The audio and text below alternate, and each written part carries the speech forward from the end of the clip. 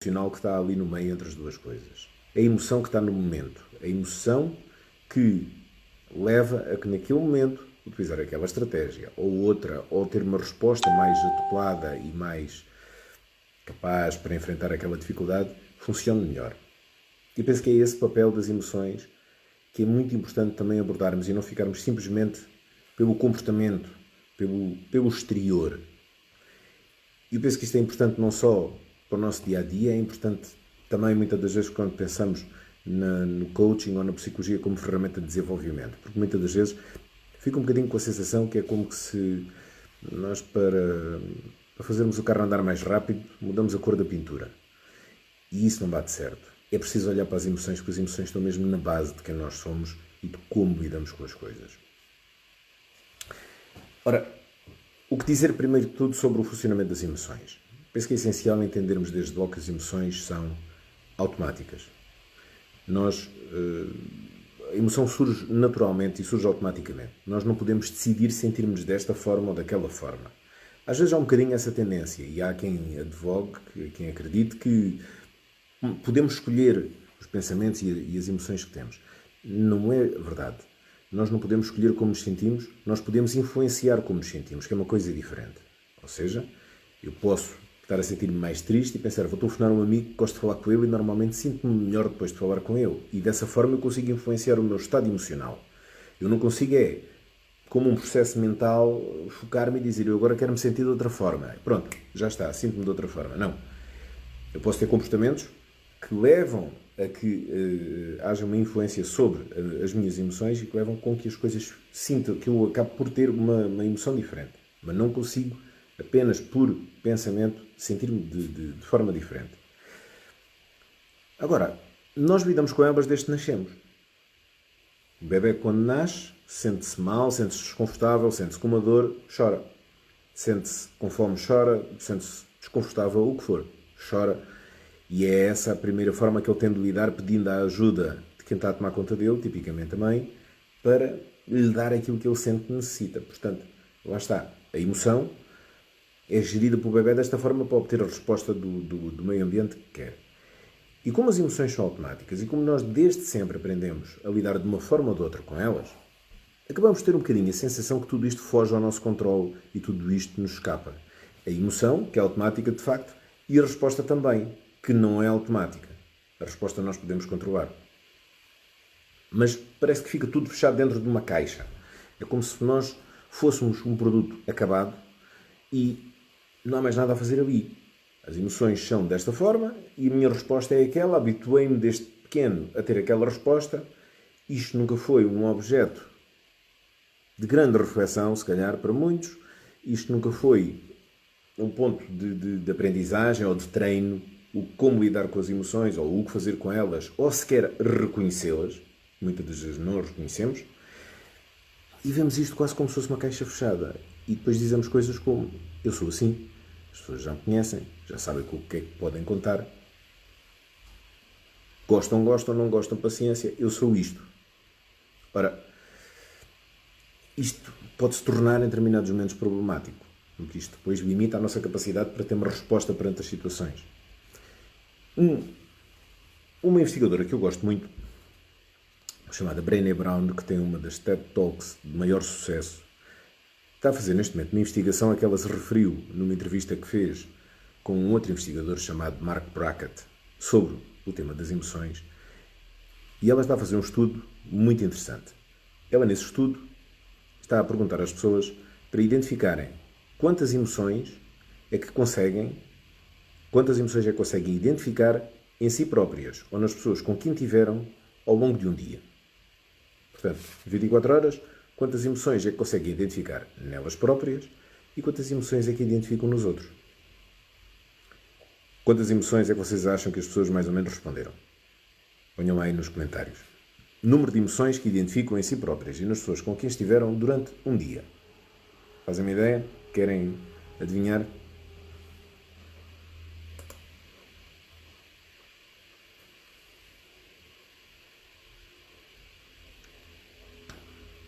Posso-vos adiantar já que o número não foi muito alto.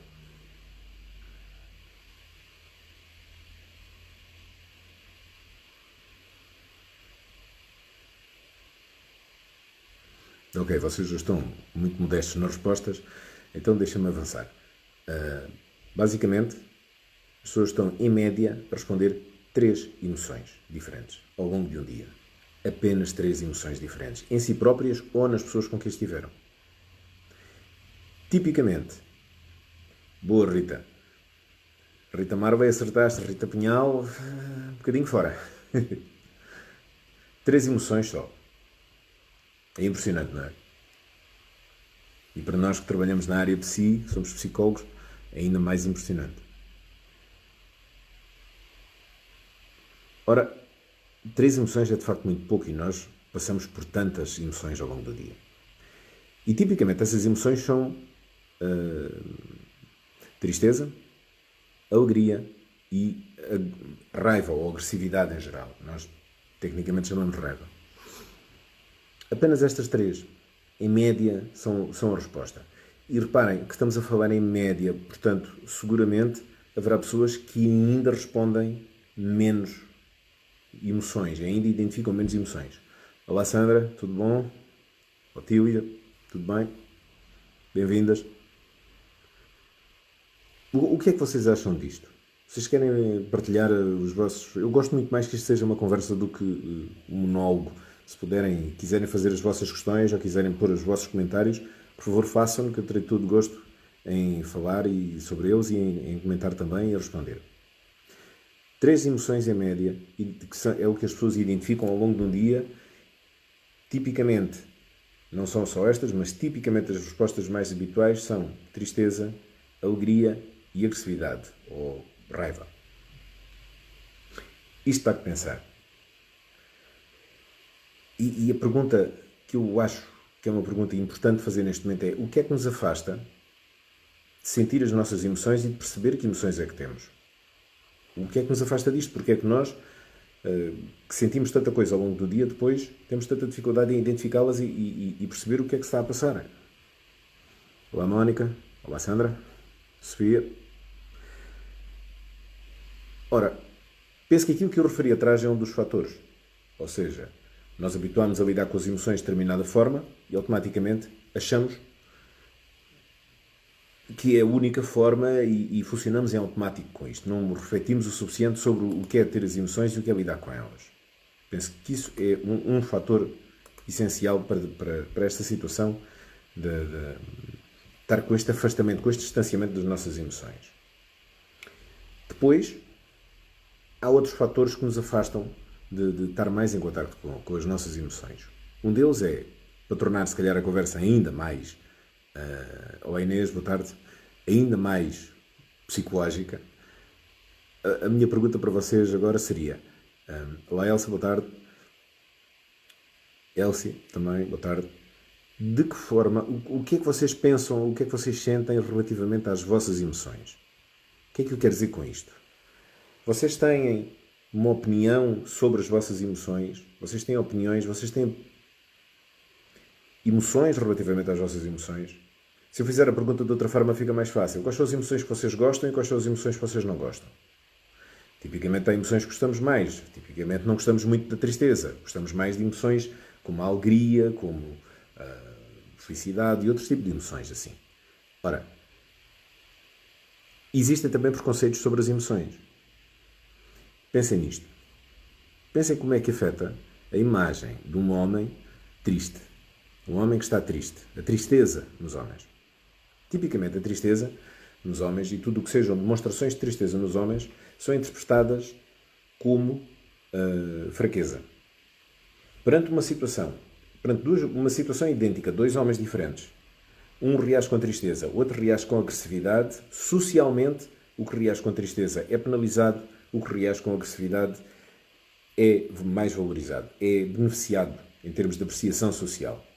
A tristeza é associada à fraqueza, é associada à debilidade, é associada à desistência. Imaginem um cenário, para quem me conhece sabe bem que este é um cenário que eu gosto particularmente porque sou grande fã de futebol. Imaginem o cenário do clube estar num jogo de futebol, a coisa estar a correr muito mal, a equipa está a perder por 4-0. Depois temos o treinador a assistir ao jogo, a tentar dar a volta à situação. Um treinador reage com agressividade e grita com os jogadores. Como é que nós apreciamos o estado de espírito daquele treinador? Como é que nós apreciamos o treinador enquanto competência técnica? E por outro, dá um aspecto de tristeza. Vamos imaginar que é no final do jogo, não durante o jogo. No final do jogo, um aspecto de tristeza, abatimento. Tipicamente nós interpretamos como sendo mais competente e mais capaz o agressivo do que o triste. Ora, neste caso, não interessa tanto a análise social, interessa sim a interiorização. Interessa a nossa relação com as nossas próprias emoções. Se nós pensarmos que isto pode ser interiorizado enquanto valor e enquanto preconceito que temos connosco próprios, como é que um homem sente estar triste? Tipicamente é uma desvalorização. Ora, se sente uma desvalorização, ele vai evitar esse sentimento. O que é que diz sobre ele? O que é que ele pensa no seu diálogo interno? E o diálogo interno aqui é muito importante. O que é que ele pensa no seu diálogo interno? O que é que ele vai dizer sobre o facto de estar triste? Fala menos, que é fraco, que desvaloriza, sente-se desvalorizado. Então qual é a resposta mais adaptativa ou a resposta que ele na altura sente que é melhor para ele? Tipicamente nos homens é a agressividade. Portanto, por baixo da tristeza, o que aparece depois para fora é a agressividade. E muitas das vezes a agressividade é uma emoção que serve apenas para mascarar outra que está por trás, neste caso é a tristeza. Por exemplo, se pensarmos no cenário feminino, a coisa é um bocado ao contrário. Ou seja, a tristeza já não sofre uma penalização social para as mulheres que a demonstram. Nas mulheres é mais comum haver uma penalização para a agressividade. Portanto, tipicamente, depois o que surge quando há, e isto encontra-se com muita frequência, ou com muita frequência não, mas com mais frequência nas mulheres, uma dificuldade em expressar a agressividade, mas muito mais facilidade em expressar a tristeza. Estes fatores deste género, influenciam a forma como nós lidamos com as nossas emoções. O facto de ser mais fácil expressar umas emoções do que as outras faz com que nós tenhamos mais à vontade para pôr para fora algumas coisas do que outras. Automaticamente, internamente, também nos afastamos de certas emoções e temos mais dificuldade em senti-las. E é como diz a Rita, como diz há pouco, não gosta de sentir a tristeza. É óbvio. Mas também é como ela diz, faz parte, temos de sentir. Porque as emoções têm isto. As emoções que nós não sentimos, as emoções que nós não abordamos e que iludimos, que afastamos-nos delas, elas não desaparecem. Elas vão se manifestar mais tarde ou mais cedo. Provavelmente de outra forma, muitas das vezes no próprio corpo, ou de outras maneiras, ou com outras reações. Elas não desaparecem, ao contrário daquilo que nós pensamos. Se forem significativas e se nós não olharmos para elas, elas não desaparecem e elas voltam normalmente de uma forma ainda mais difícil de lidar. Pois, Elizabeth Cabral, é isso, quer dizer, quando uma mulher é vista como sendo forte, como transmitindo sinais de força, muitas das vezes acaba por ser penalizada socialmente. E o que é, diga-se passagem, é uma grande injustiça. Ora, voltando aqui ao nosso tema das emoções e a forma como lidamos, outra dificuldade na forma como lidamos as emoções é muitas das vezes alguns receios estão associados às emoções. Para começar, um receio evidente. Às vezes temos receio que certas emoções nos dominem, de ser demasiado avassaladoras. Eu tenho proposto por estes dias várias pessoas em webinars e em reuniões de grupos aqui na net. Tenho proposto, uma vez que estão confinadas num ambiente caseiro, fazer uma carta de agradecimento, porque sabemos que a gratidão é um fator muito importante para a qualidade de vida e isso pode ser uma forma de melhorar a forma como estamos a lidar com o estar fechados em casa. E tenho visto várias vezes reações do tipo... isso vai ser uma complicação, porque isso vai tudo chorar, vai ser uma emoção enorme. É como se as pessoas tivessem medo de emoção, mesmo de emoções que são positivas. Porque se o chorar for por um motivo bom, não é o mesmo que chorar por tristeza, não é? E parece que temos receio das emoções, temos receio. Para já temos receio das nossas próprias emoções e de ficarmos capturados, como se a emoção nos dominasse e nós perdêssemos totalmente o controle. O que não tem obrigatoriamente que ser. Nós podemos estar na emoção sem nos deixarmos controlar por ela. E depois também temos o receio de nos mostrar as nossas emoções aos outros. Parece que não nos sentimos seguros, e se calhar não nos sentimos mesmo, em determinadas situações ou com determinadas pessoas, de mostrar as nossas emoções. E isto também é um sintoma de uma certa falta de treino emocional nosso e dos outros. Não estamos habituados a mostrá-las e por vezes os outros também não estão habituados a recebê-las. E acolher da melhor forma aquilo que é a nossa expressão das nossas emoções. E depois é um pouco como está a dizer a Sofia, quer dizer, guardamos tudo para nós e não deixamos que elas se manifestem. É natural. Mas isto é um ambiente que era bom que conseguíssemos trabalhar para mudar. Era bom que conseguíssemos habituar os outros e habituar-nos a treinar este músculo, a mostrá-las, mostrar as nossas emoções e dessa forma também mostrar aos outros que isso não é perigoso e que eles também podem mostrar as deles. E aí conseguimos fazer uma coisa fantástica, que era ter uma relação muito mais real uns com os outros, muito mais genuína, muito mais autêntica, porque estávamos a mostrar aquilo que é mais nosso, que são as nossas emoções, que é a nossa genuinidade. E muitas das vezes, nessa vulnerabilidade que surge quando mostramos as nossas emoções, é que surge a magia na relação com as outras pessoas. A verdadeira magia de estarmos verdadeiramente em contacto com aquilo que é mais genuíno. Agora, para isso, temos que conseguir identificar mais do que 3 emoções por dia. E temos que conseguir dar-lhes nome e verbalizá-las. E uma das coisas que eu acho que pode ser importante também neste aspecto, e dentro desta ideia do receio das emoções, é que se nós dermos, olá Débora, se nós dermos nome às emoções, se nós formos capazes de identificá-las, mesmo as mais difíceis, isso muitas das vezes, por si só, o facto de reconhecermos a emoção, retira a carga mais dolorosa ou mais difícil à emoção. Ou seja, para já, sim, Rita, basicamente isso, é libertá-las. Para já, quando nós estamos com uma resposta à emoção e não com a emoção, ou seja, quando estamos, por exemplo, agressivos, mas na realidade o que deu origem a isso é estarmos tristes com alguém, ou desapontados, ou sentirmos humilhados com o que aconteceu, ou envergonhados, ou não acedermos a esta emoção que está por trás e ficarmos apenas com a agressividade, ficarmos apenas com a nossa resposta a algo que estamos a sentir, nós não conseguimos verdadeiramente fazer este processo e não nos conseguimos ajudar desta forma. Quando nós conseguimos ter a honestidade connosco próprios e chegar a este ponto de reconhecer o que é que estava lá por trás, tipicamente isso reduz a dimensão do problema e faz com que fiquemos melhor connosco próprios e com os outros que estão à nossa volta. E isso neste momento é tão importante. Tantos de nós estamos fechados em casa ou estamos pelo menos com o nosso âmbito habitual de movimentação muito reduzido e é importante conseguirmos lidar melhor com estas coisas todas. Aliás, é daqui que toda esta conversa surge. Surge com aquilo que são os pedidos para ajudar nesta situação e as estratégias para ajudar nesta situação, que falei no início, não sei se recordam, e as pessoas vão nos fazer estes pedidos. Esta é a parte mais difícil do pedido, não é tanta a estratégia da resposta, não é tanta a estratégia muitas das vezes, porque as estratégias, uma grande parte delas, são mais ou menos evidentes. Difícil é ter este controle sobre as nossas emoções para implementar. Difícil é quando olhamos para o nosso filho e ele está a tentar destruir a casa e serenamente perceber que nós estamos preocupados, que nós estamos ansiosos com o que se vai passar depois desta crise passar, que nós estamos ao mesmo tempo irritados com o que o miúdo está a fazer, porque ele está a partir, se calhar, objetos que para nós são bastante valiosos. Estamos frustrados por estar tanto tempo dentro de casa e também perceber ao mesmo tempo que ele também se calhar está frustrado por estar tanto tempo dentro de casa e que ele se calhar está triste porque gostava de estar com os amigos. Entendem? É tudo isto, é toda esta dinâmica que muitas das vezes faz a diferença, mais do que a estratégia. Porque as estratégias são importantes, mas sem isto é muito mais difícil pô-las em prática. É reconhecer as emoções. E às vezes, já agora deixem que vos diga, às vezes nas birras dos miúdos, reconhecer as emoções deles é meio caminho andado para a birra diminuir, mais do que dar-lhe aquilo que ele quer. É óbvio que isso também pode, muitas vezes é assim que a gente resolve, eu sei disso e eu também o faço. Mas reconhecer as emoções e eu perceber que nós percebemos faz uma diferença enorme. Enorme.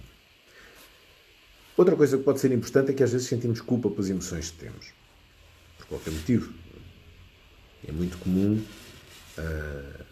as mães, principalmente de primeira viagem, primeira vez, quando estão naquelas fases difíceis, grande cansaço, sem dormir, as crianças a chorarem constantemente e elas sem saberem o que fazer e não conseguirem interpretar, porque há sempre momentos em que não se consegue interpretar bem os sinais que o bebê está a dar, e essas mães se desesperarem e terem fantasias e emoções terríveis em relação à criança.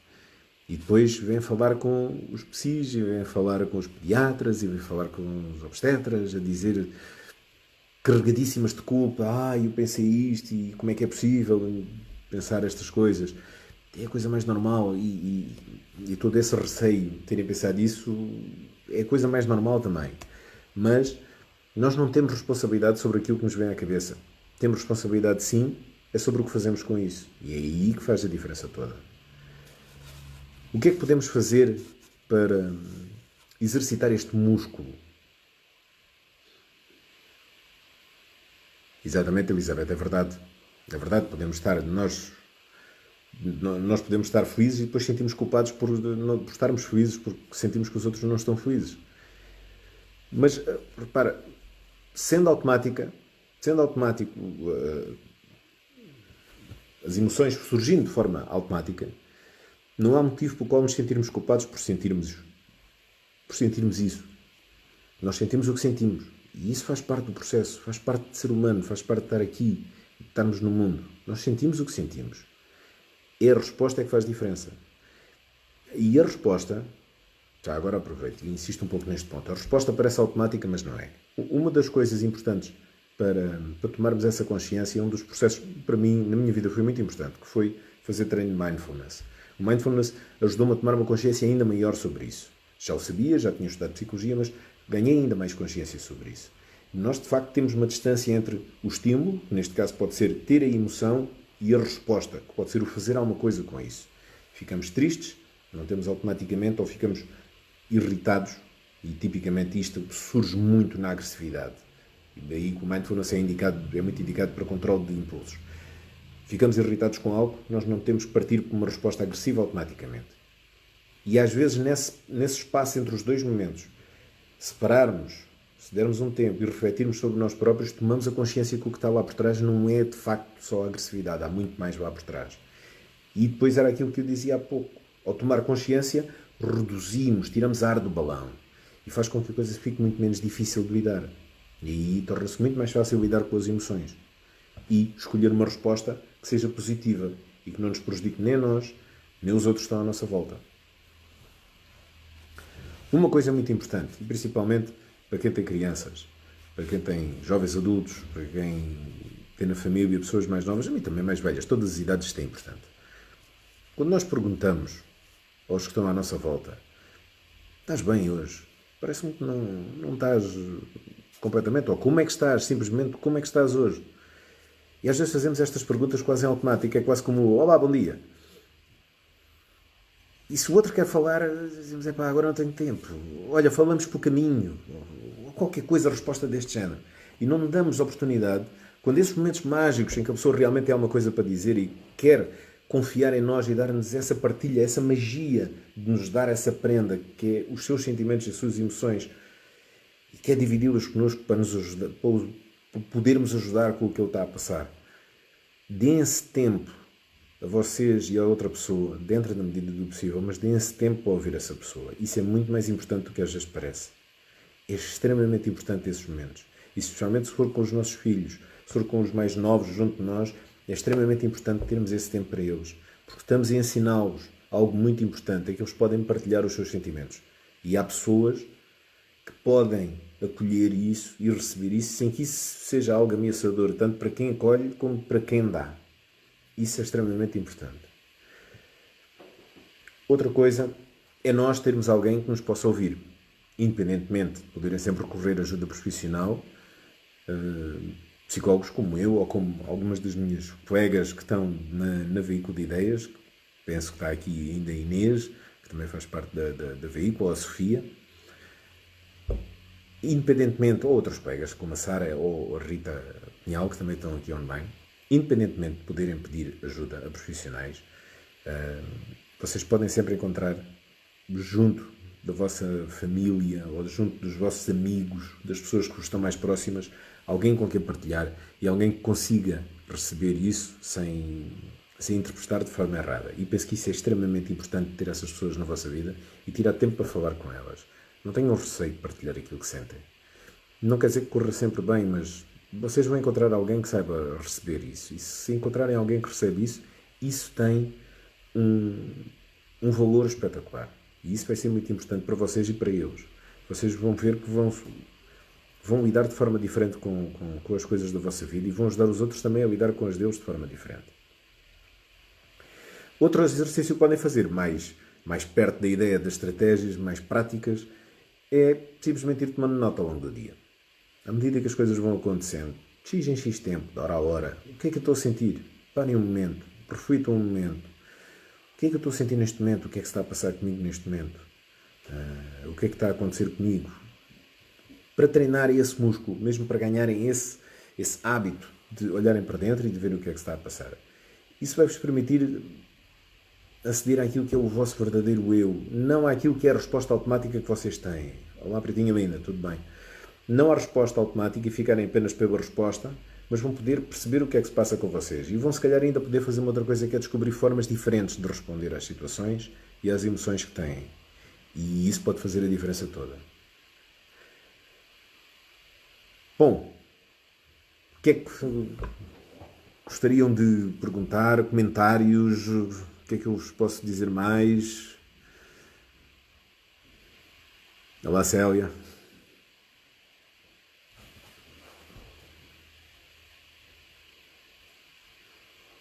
O que é que vos apraz dizer sobre este tema? Estou a falar muito, estou a ouvir pouco. Gostava de ler, neste caso ler, alguns dos vossos comentários e podermos falar um bocadinho sobre isto.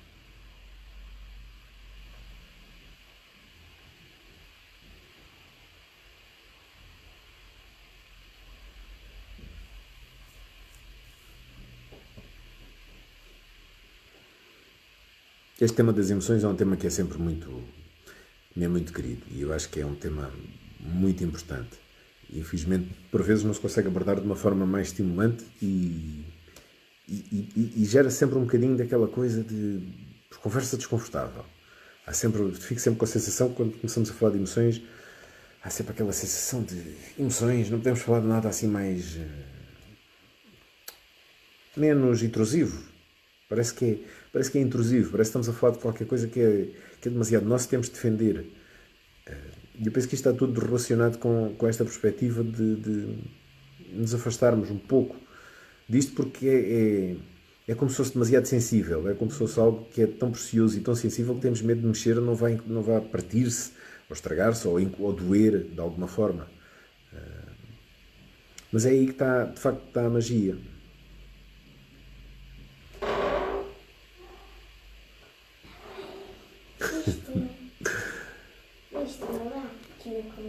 Pronto, e agora estou com uma emoção de grande alegria porque a minha filha chegou e chegou mesmo a meio do live.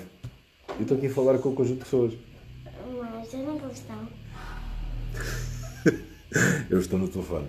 Pronto, estas são as alegrias de estar a fazer isto em casa. Não é? Queres dizer adeus?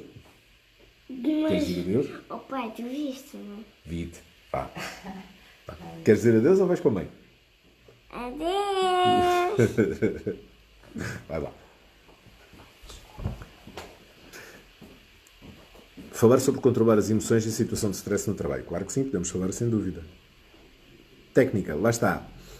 Elizabeth.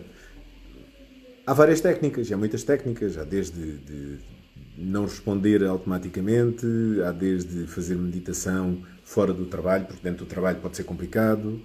Há desde técnicas de respiração para controlar a ansiedade no momento. Há muitas técnicas a esse nível. Aquilo que eu hoje vos queria desafiar a fazer era provavelmente fazer outro tipo de trabalho, que não simplesmente as técnicas especificamente, que é tentar perceber que emoções são essas que levam a que isso aconteça. O stress é apenas um stress de falta de tempo ou é um stress resultante de outro tipo de razão? É uma questão relacional, é uma questão de alinhamento dos objetivos com os objetivos da organização ou discordância, é uma questão de relação com colegas. Isso faz muita diferença sobre o que tipo de estratégias é que podem ser usadas e também faz muita diferença ao nível do que estamos aqui a falar hoje, que são as emoções que estão por trás. Se o stress for simplesmente um stress de trabalho, de volume de trabalho e de muita coisa a acontecer ao mesmo tempo, aí há técnicas muito específicas, nomeadamente ao nível da gestão de tempo, que também dou formação de gestão de tempo, e pode ser encarado por esse lado.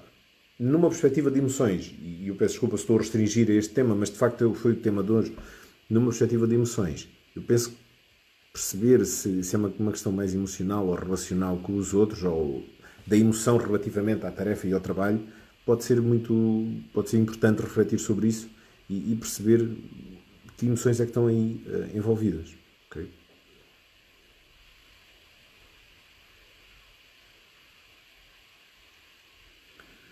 Rita, ok. Sentir as emoções, sem dúvida nenhuma. Ter consciência, claro, é tudo o que estamos a falar aqui hoje. É isso mesmo, é ter a consciência de cada uma delas. E tentar agir de forma a dar a volta a cada uma delas. Não sei se entende exatamente o que é dar a volta a cada uma delas, neste momento. Mas sim, tomar consciência sem dúvida nenhuma e agir em conformidade, sim. Não sei exatamente o que é que quer dizer com o dar a volta. Okay? Olá, Paula. Boa tarde. Mais questões, mais comentários que tenham sobre isto das emoções e como lidar com as nossas emoções? Têm conseguido lidar bem com as vossas emoções nestes dias de quarentena? Como é que tem sido estar em casa com a família toda? Como é que tem sido estar em casa com os miúdos? Que emoções é que têm surgido em vocês e nas pessoas à vossa volta? Quantas emoções é que acham que conseguem identificar em vocês e nos outros ao longo do dia? Para quem não ouviu a estatística que eu dei no início, digam-me quantas emoções é que acham que conseguem identificar em vocês ou nas pessoas à vossa volta ao longo de 24 horas. Quantas emoções diferentes é que vocês acham que conseguem sentir ou que vocês neste momento conseguem lembrar se tiveram nas últimas 24 horas? Rita, claro que sim, sem dúvida. Acima de tudo, fazer as coisas de forma intencional, ou seja, refletir sobre o que é que se está a sentir e depois agir de forma intencional para conseguir obter o resultado desejado e de forma coerente com quem se é. Elizabeth, muitos gritos, outros dias muita risada, pois. Não é? Acontecem estes incidentes, como aconteceu ainda agora aqui, que a minha miúda entrou aqui para o meio do live. E estes são os momentos que, pronto, não estava planeado, mas que também não são problemáticos. E vocês entendem perfeitamente. Agora, de facto, quando ela e a irmã se pegam, é uma carga de trabalhos e depois há muita gritaria. Agora, como é que nós nos sentimos perante isso? Sentimos aquela impotência como pais de tentar controlar as coisas e não conseguir? Será que é isso que muitas das vezes depois nos leva a ficarmos irritados com os miúdos? Porque às vezes são estas coisas que fazem a diferença. Às vezes estas coisas fazem a diferença de conseguir e não conseguir aplicar uma estratégia. Porque às vezes a frustração é que nos próprios, não com os miúdos, provocado pelos miúdos, mas depois somos nós que sentimos: eu não consigo fazer isto, eu não consigo controlá-los. Porquê é que eu não consigo controlá-los? Percebem? É este tipo de emoções que é importante.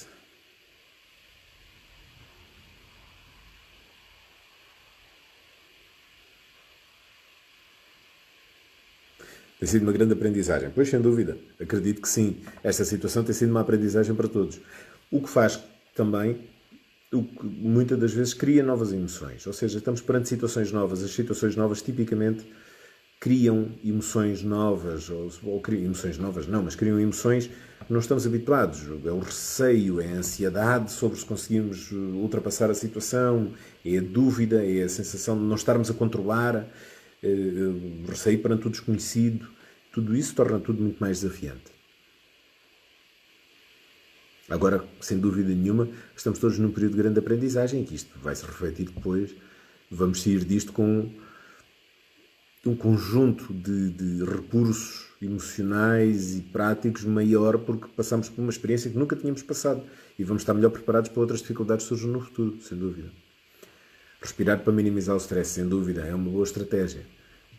Há muita coisa envolvida no processo de parar e respirar. Respirar de forma intencional e consciente, que no fundo é um bocadinho o princípio da meditação e o princípio do mindfulness também, que nos leva, e já há muitos estudos sobre isso e que explicam porque é que isso é tão importante, mas para aqui o que interessa verdadeiramente é que de facto parar e respirar tem um impacto muito grande e consegue ajudar-nos de muitas maneiras a controlar, a assumir novamente o controle sobre a nossa resposta naquele momento e reduz muito essa tomada de consciência que o parar e respirar permite fazer, reduz muitas vezes a intensidade das emoções, principalmente quando a emoção é raiva, é agressividade, uma resposta agressiva, tipicamente uma paragem e a respiração ajuda a diminuir aquele balão de de energia que nós sentimos, que está cheio, naquelas alturas, quando está muito cheio, parar para respirar ajuda muito mesmo. Muito. Isso é uma belíssima estratégia. Eu recomendo fortemente, nesses momentos, esse tipo de abordagem. A Sofia tinha dito que reconhece ter cerca de 10 emoções por dia. Eu acho que em média até temos mais. Nós temos mais do que isso até. Mas 10 é um número muito bom. Seguramente muito melhor do que as 3 que foram a resposta média naquele estudo, sem dúvida nenhuma. Muito melhor. Mais comentários.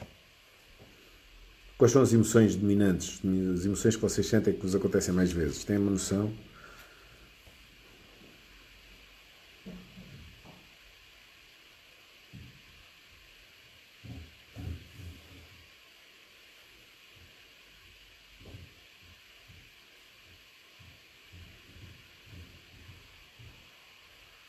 EFT, também já ouvi falar, francamente não conheço, mas já ouvi falar que pode ser uma abordagem, mas eu pessoalmente não conheço.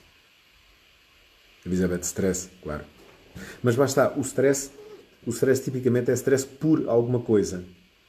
É esse por alguma coisa, por uma emoção qualquer, por uma situação qualquer que convém olhar, não é ficar pelo stress. Okay? E esse será um bocadinho o desafio que eu lhe lanço, que é olhar para o que provoca o stress e que emoção é que está associada ao que provoca o stress. Okay? Portanto, stress acaba por ser uma consequência disso. Okay? O stress tipicamente é uma dificuldade em nós adaptarmos a uma situação. Portanto, é olhar para o que é que está a provocar esse stress e que emoção é que está associada ao que está a provocar esse stress.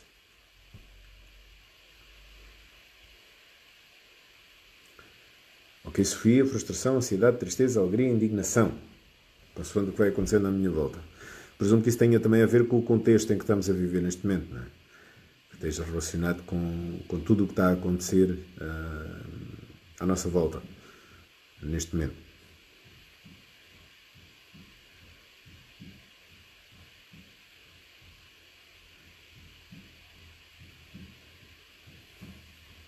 E de facto é um momento muito desafiante.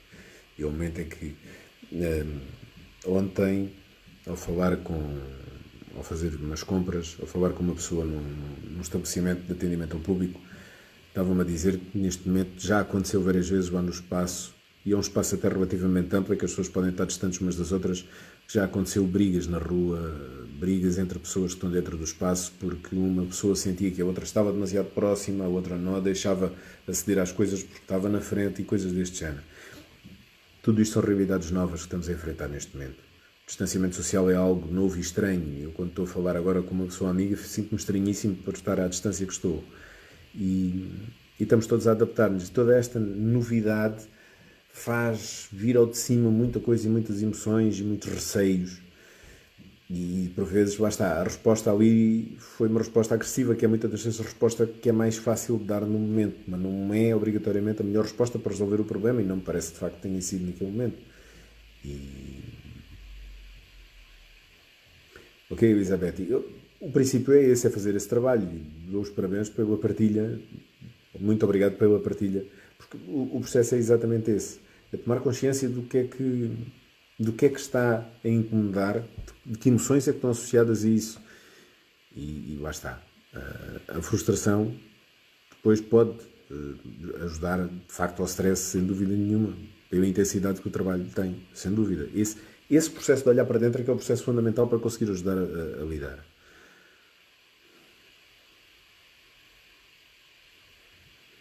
Akira, ok, pessoas que têm pouca capacidade para ler e para interpretar o que está à volta deles. Ok, e o que é que isso gera? Que emoção é que isso gera? Já percebi que não gosta dessa sensação, mas que sensação é essa? Consegue dar um nome a essa sensação?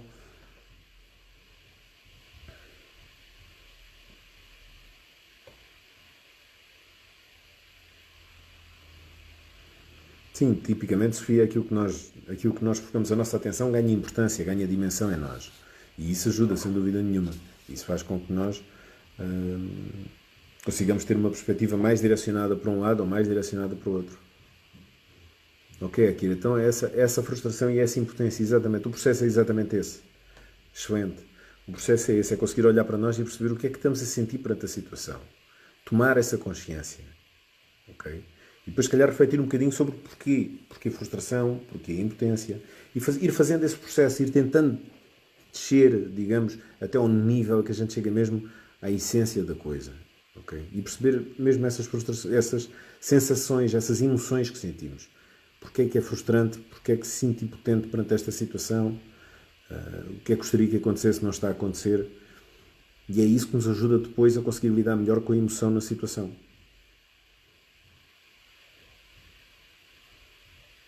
Temos mais 5 minutos para as vossas perguntas. Comentários, o que queiram, desafios, o que entendam que se impõe ou que faz sentido dizer neste momento.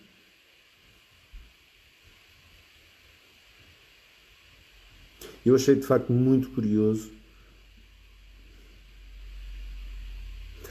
Pois é, Akira, nós gostamos sempre que as pessoas estejam à nossa volta, às vezes gostamos, muitas vezes, que elas fossem um pouco diferentes do que são na realidade, só que isso escapa ao nosso âmbito. Isso está fora daquilo que nós podemos, no momento, e às vezes no momento e não só. Está fora daquilo que nós conseguimos. Nós, quanto muito, podemos ter alguma influência e, de preferência, uma influência positiva. Mas mesmo para ter essa influência positiva, muitas das vezes a melhor forma de nós ajudarmos os outros a funcionarem de forma diferente, a terem um comportamento diferente, é pelo exemplo. Dar-lhes o exemplo do comportamento que eles podem adotar e podem fazer de forma diferente. É um bocadinho como aquela famosa frase do Gandhi: sermos a mudança que gostaríamos de ver no mundo. E se nós dermos o exemplo, neste caso o exemplo de sermos mais perspicazes com o que se passa à nossa volta e perceber melhor os sinais que estão à nossa volta, pode ser que isso os ajude a tomar consciência que podem fazê-lo também. E acima de tudo, quando nós vemos os outros com uma limitação, com uma dificuldade, com um obstáculo, um desafio que nós conseguimos fazer e que eles não conseguem fazer, muitas das vezes o mais importante é ajudá-los a desenvolver essa competência, de alguma forma ajudá-los a ver isso, mais do que criticá-los, ou mais do que nos impacientarmos, ficarmos impacientes com a situação, porque isso muitas das vezes não ajuda e ainda piora. Okay? E tentar transformar essa impotência em algo mais produtivo junto deles, de alguma forma é acolher isso, perceber que isso está aí dentro, não contrariar de maneira nenhuma, perceber que isso está aí dentro, mas depois escolher uma resposta que os ajude a ultrapassar a dificuldade. Elizabeth, o desafio de ser mais paciente. É um bom desafio. É um bom desafio. E com o treino também conseguimos. Parece que não, mas com o treino consegue-se ganhar paciência. Aqui fica sempre impaciente. Mas tomar consciência é o primeiro passo. Tomar consciência é o primeiro passo. A partir daí tudo se consegue fazer a partir do momento que tomamos consciência. Okay? E tomar essa consciência dessa impaciência pode ser exatamente o primeiro passo para depois vir a ter uma resposta que funcione melhor. Se a resposta atual não é, se a reação que tem a essa situação neste momento não é a melhor, ter a noção que fica impaciente é perfeitamente natural e pode-se depois fazer melhor a seguir.